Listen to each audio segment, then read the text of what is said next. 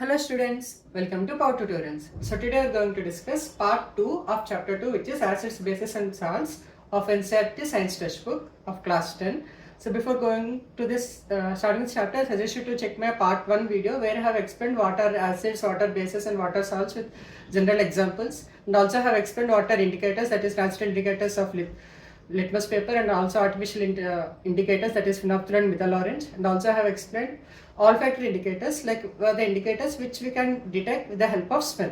So after this, I have also started the differences between physical and chemical properties, and I have explained the physical properties of acids and bases using a table, and I started with chemical properties. And starting the first one, I have explained how acids and bases react with metal and what will form. So let's go with the second part, which is, let's start with how do metal carbonates or metal hydrogen carbonates reacts with acids. So the first one, metal carbonates. Let's see how acids react with metal carbonates and what is happening.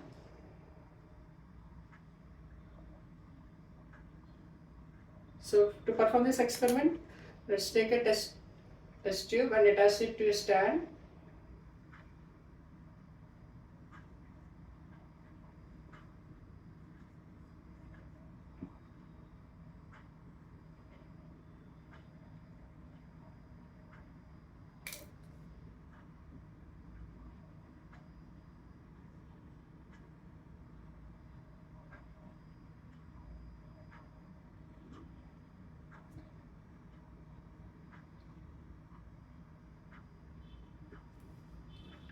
Now add 0.5 grams of hydrogen metal carbonate, and here I am taking an example of sodium carbonate, which is Na2CO3. I am adding it 0.5 grams. So after this, I am closing this test tube, the rubber cork having 2 holes in it.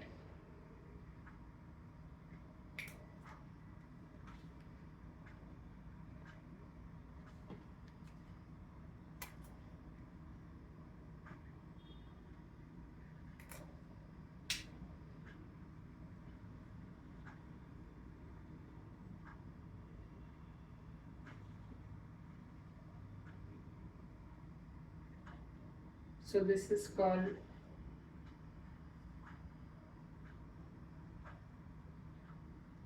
throttle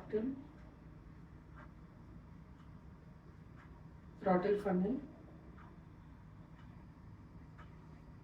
This is for extraction of gas, whatever it is getting formed. This is using a small pipe. I am extracting the gas. So after this, using the crystal funnel, I am adding 5 ml of acid. I am using HCl dilute HCl. So 0.5 ml of acid I am adding using this crystal funnel, and this is getting accumulated here. So what happens is, after some time, we can see so that some gas is getting created in the test tube, and which will get separated out using the pipe. So how to test which gas is getting emitted? So we know that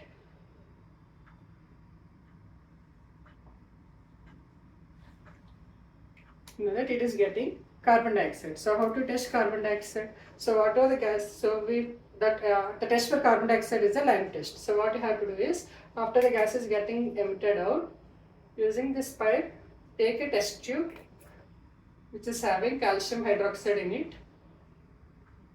So what happens is, if you pass this pipe into it, the calcium hydroxide, the color will change to milky.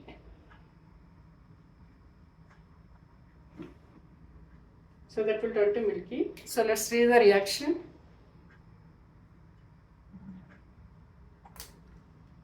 Metal carbonate. So here I am taking Na2CO3 here. So metal carbonate, if we react with acid, that is I am taking a HCl. So what will form is, it will form salt. So let's balance this. Na2 we have 2 here. So sodium is 2, H2. So I kept here 2, and this here, and yes, everything is balanced. So this is known as metal carbonate, and here the example is sodium carbonate.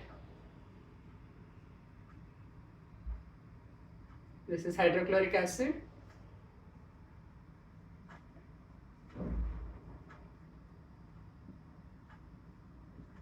NaCl is sodium chloride, which is salt. This volatile is water, and this is carbon dioxide.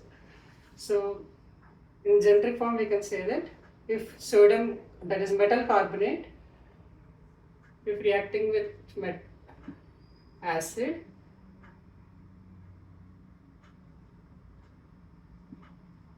you can say that salt, water and CO2 are getting formed.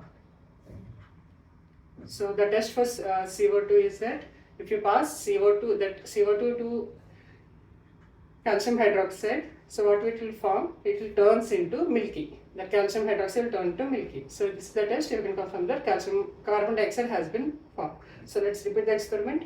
So how do metal carbonates and metal hydrogen carbonates react with acids? The example, metal carbonate here I am taking as a sodium carbonate. So I am taking a test tube and attaching a stand, and inside that I have kept small amount, that is 0.5 grams of sodium carbonate, that is NaCO3 in this test tube. And using that throttle funnel, I have added 5 ml of dilute HCl, that is hydrochloric acid, into it. So this I will just mark it as stand. And this is rubber cork. So this rubber cork is having 2 holes in it, such that one can be throttle funnel and another can be the pipe. It's already explained. Yeah, all 3 are done. So after some time, what will happen is the metal carbonate gets reacted with dilute hydrochloric acid, and carbon dioxide gas will get emitted. So this carbon dioxide gas, if you pass through pipe and if you add calcium hydroxide in a test tube and get reacted with it, what will happen is after some time the calcium hydroxide turns into milky color. So I will also explain what is the reaction after explaining the metal hydrogen carbonate experiment as well. So let's go with the second part, which is metal hydrogen carbonate. So let's see how metal hydrogen carbonate, if reacting with acid, what will happen. The experiment is similar to the previous one. So same way, just take a stand,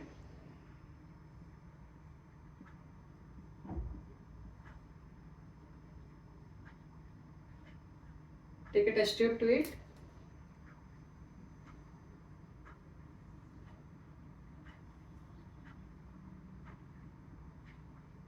add 0.5 grams of metal hydrogen carbonate. So here I am taking an example of sodium hydrogen carbonate, which is NaHCO3, 0.5 grams. I am using rubber cork. I am closing it. I am adding 2 holes to it, such that the throttle funnel can be added to it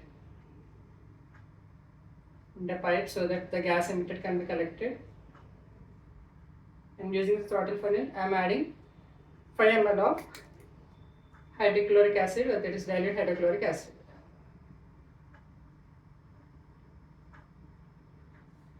Just measure the parts first. This is stand. That one is rubber cork.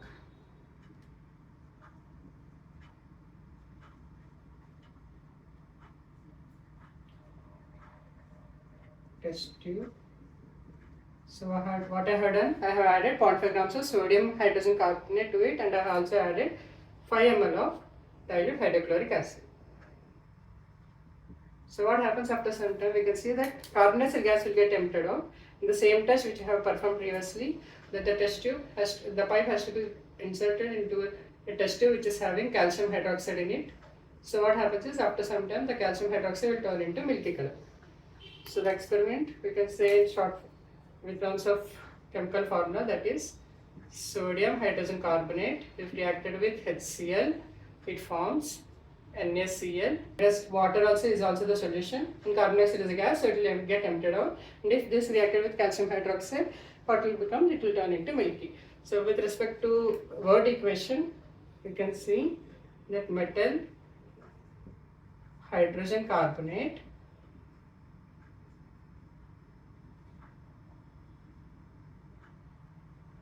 if reacted with acid, hydrogen carbonate, hydrochloric acid,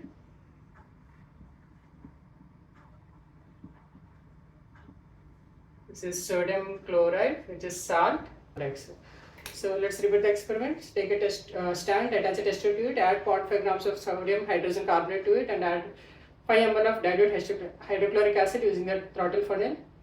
And then after some time, what will happen is carbonates gas will get emptied out, and if to test it, you will just add to a test tube which is having calcium hydroxide in it. So what will happen is it will turn into milk.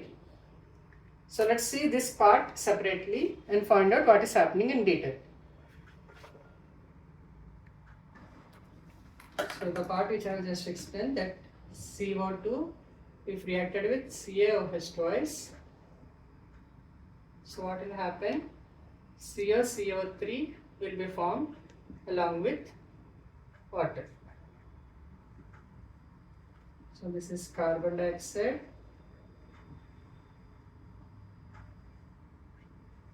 calcium hydroxide,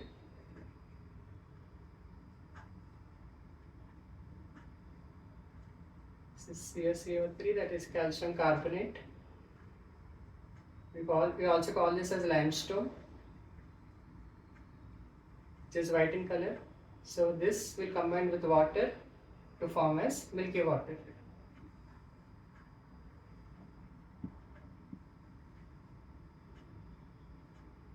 So what is happening in the reaction? Carbon dioxide is getting reacted with calcium hydroxide to form calcium carbonate and water. The calcium carbonate is limestone, which is white in color, so this is combining water to form milky water. So what happens if carbon dioxide is in excess? Excess in sense more amount. If you pass more amount of carbon dioxide to this solution, what will happen is the CaCO3, which is already formed, plus water. If this combined with again CO2, that excess amount of CO2 is formed, then what will happen? Which is milky water. But if excess amount of CO2 is passed, then CaH3O3 twice will be formed, and this is colorless. In this way, conclude how do metals and metal carbonates and metal hydrogen carbonates react with acids. What will form is carbon dioxide will be formed and salt will be formed along with water. Let's see the third chemical reaction. So let's see the third chemical property, which is how do acids and bases react with each other. So let's take an example here. Acid of HCl and base of NaOH. So if you mix hydrochloric acid, take a test tube and add hydrochloric acid to it and add small drops of NaOH solution, that is sodium hydroxide. So what will happen? You can see that NaCl, that is salt, will getting formed and the also presence of water. Acid plus base gives rise to salt plus water, and we call this reaction as a neutralization. So I will use black color. We call this as a neutralization. That is, acid if reacted with base, properties are nullified.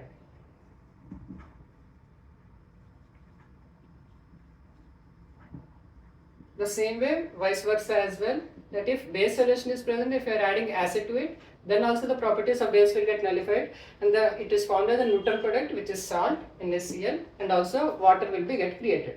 So whatever if they ask in the question what is neutralization, we have to say that nullifying of acid with the basic properties or nullifying of base with acid properties is called as neutralization. An example you can give this, where HCl is hydrochloric acid, which is reacting with base, that is sodium hydroxide, and it is forming sodium chloride, salt and water.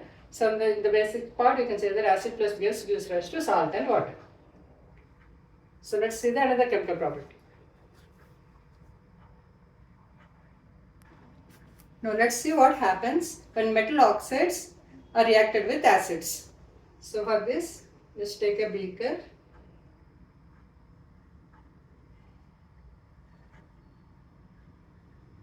and add metal oxide into it. So here I am taking an example of copper oxide, which is CO. So what I am doing is, I am adding some amount of hydrochloric acid, that is dilute hydrochloric acid, and whenever you are doing such experiment, make sure you are adding while stirring it. So I'm taking a small stirrer and adding dilute hydrochloric acid. This is a stirrer. As I already mentioned. So this is a beaker. So what will happen if metal oxide, that is example of copper oxide, is mixing dihydrochloric acid with the help of stirrer? You need to stir it while you are pouring hydrochloric acid. So what happens is CO gets reacted with HCl to form CuCl2 as salt and H2 as water. So let's balance this. Copper, yes, everything is done. So this is also similar to the previous example, where metal oxide, that is salt and acid, gets reacted to form, acid and base is reacted to form salt and water. The same way we found previously that acid plus base gives rise to salt and water. The same way here metal oxide is reacting with acid, again salt and water getting formed. So now we can understand that the metal oxide is having a basic properties. This way we call metal oxides as are basic in nature.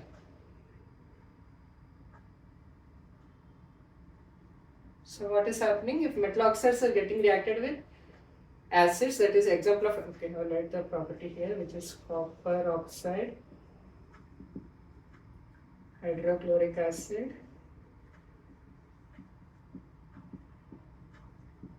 this is of example copper oxide getting reacted with HCl, that is acid, it forms copper chloride of salt and water.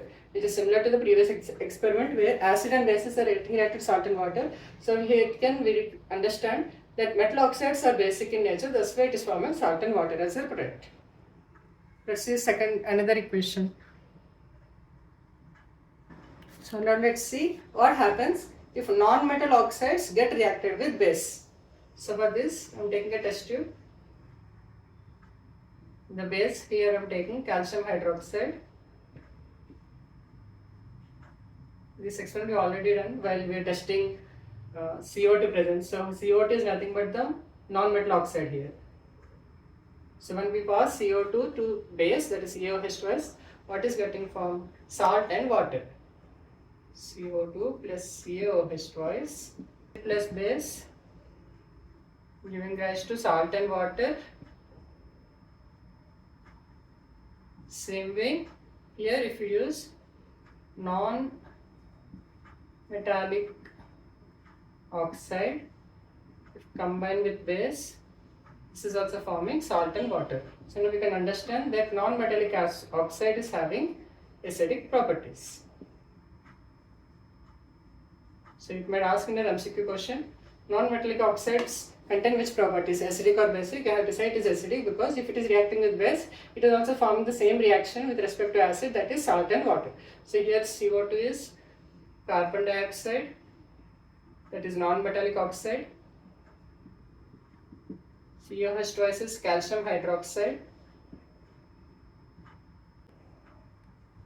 So let's read the other reaction.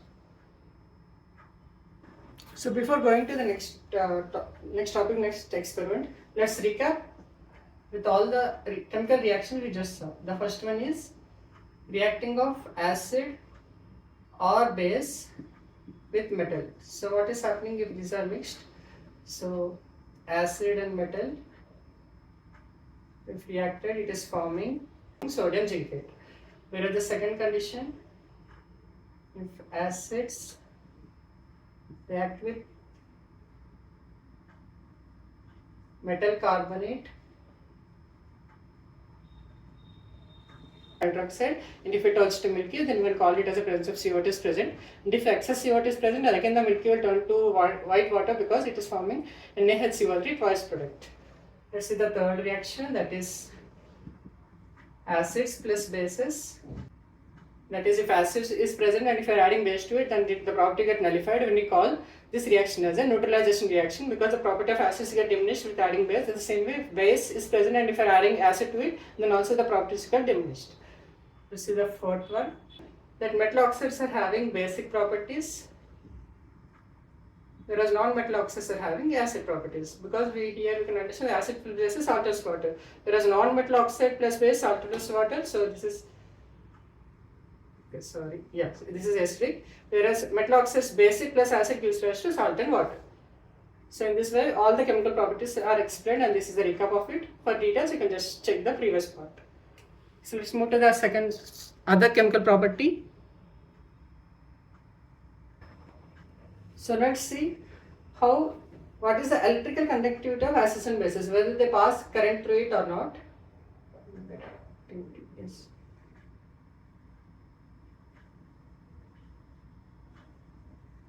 So for this, let's take a beaker again, big one here.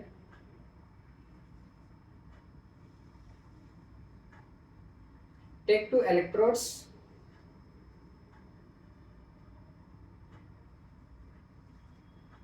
Electrodes are nothing but the metals. So here you can use iron. Iron, even copper is also fine. So I'm using iron here. Iron nails I'm using as electrodes. Just keep it in the test tube, and for this, connect 2 wires and add those 2 wires. First one to a power source, so I'm using battery.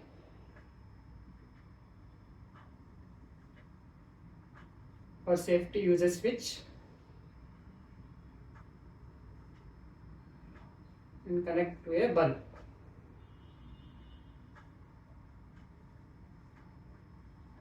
Now, in this beaker, first serious effects is something is happened to our body. So what will happen? Now close the switch, and if you observe, what will happen is the bulb will get glowing.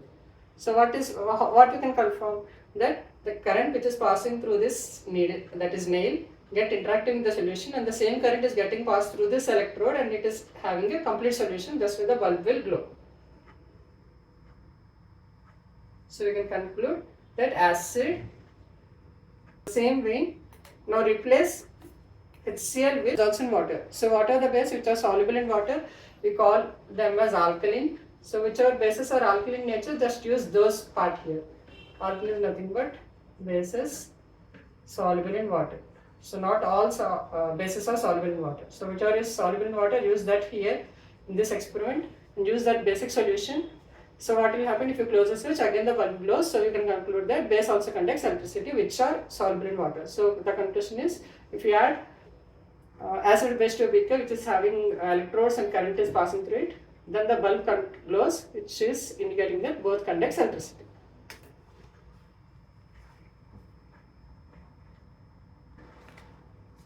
So let's see the next topic, which is dilution.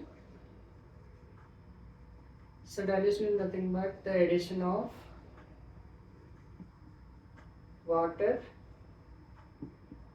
to acid or base is called dilution. That is, we are reducing its strength. So by adding water, what will happen is strength, that is concentration. For basic experiments, there is no need to have the concentrated acid or base. So dilute acid or base also solves our purpose. So whatever you have to do, any small experiments, we need to use the dilute hydrochloric acids, because higher concentrations is very injurious, and if it will also cause sudden blowing or sudden firing also can happen. So that's why we use dilution. So what is dilution?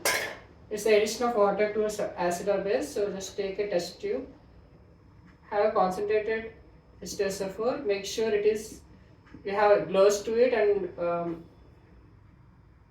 if you are using in a secured environment, make sure you're using with the presence of teachers or any higher like elders, such that if anything happens, they can protect you. But you should not do anything like this individually, because you can also see that the bottles or the vessels which is having acids, they also have cross symbol in it, which is saying the danger. We shouldn't touch it, or we shouldn't do any experiments with the concentrated any acid or base. So now add water to it. Make sure it isn't slowly, as well as while you are adding acid or base, make sure you are using a stirrer and stir it while using.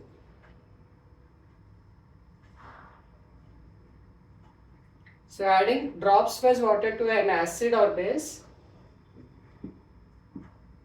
and using a stirrer, continuously stir it or adding. So after some time leave it aside, then you can conclude that the concentration of water, the acid or base which is present gets reduced. It's not nullified but will get reduced, so that it can be easily used in our experiments, because dilute sulfuric or dilute acids will not have much impact, whereas concentrated acids or base will be very serious to cause any injuries.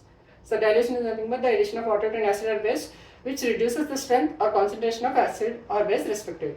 And the experiment can be done using a test tube, using a stirrer, and the help of water slowly, as well as using a stirrer. So in this way I conclude today's part, that is part 2 of chapter 2, acids, bases and salts. So if you have any doubts with respect to this topics you have explained today, kindly comment so that I can check and also create a separate video if required. And if you like the content, please do like and do share to our friends who might also require for the revision or at least the explanation part of this chapter. So let's meet with part 3. Thank you.